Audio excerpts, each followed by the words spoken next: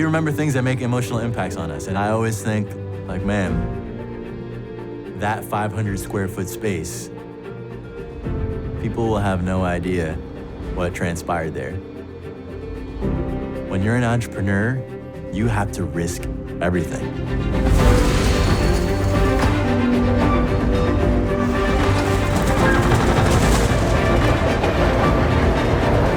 My pops was a presser and a dry cleaner. That's what he used to put money on the table for us. I was living in Harlem then, and we lived in a tiny one-bedroom apartment.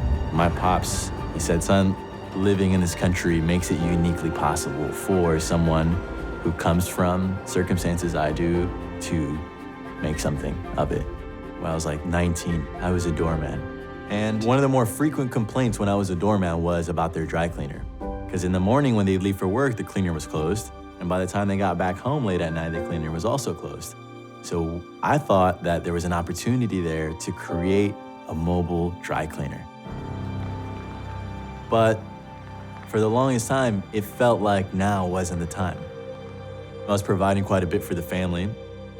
My parents were nervous because an immigrant family does not move to the United States so that your son can clean people's dirty underwear.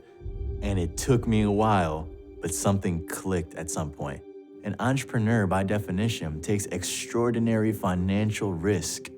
And I realized, oh, the opportunity cost of waiting is massive. Why not now? Shortly afterward, I quit my job to do it full time. But I told one resident in particular, and they said, well, what are you gonna go do? I said, well, I'm gonna start a mobile dry cleaning service. I said, you're gonna start a what?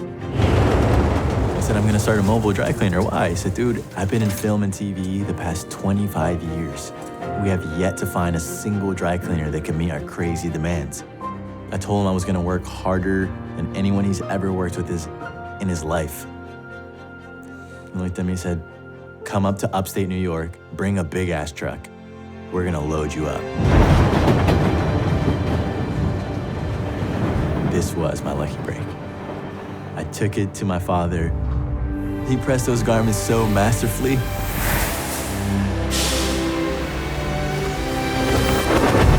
After that, Law and Order, Person of Interest, White Collar, Amazing Spider-Man 2, Unforgettable, The Nick.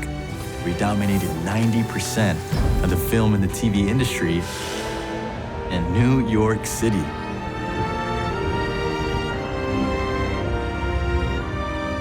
Eventually it was enough.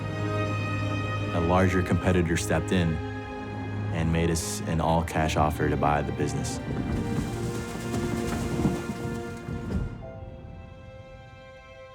I didn't tell my parents when I was in negotiations because I didn't want to get their hopes up or anything. I said, hey guys, when we sat down, I wrote a check and turned around. I said, that's for you guys. I never would have thought that growing up with my pops pressing in a sweatshop, that would give me an edge where I can then win over the film industry. And it would never have occurred to me in my wildest dreams. But now looking back, I grew up in a situation that perhaps seemed less than ideal. But on the flip side of that coin, was a world of possibility.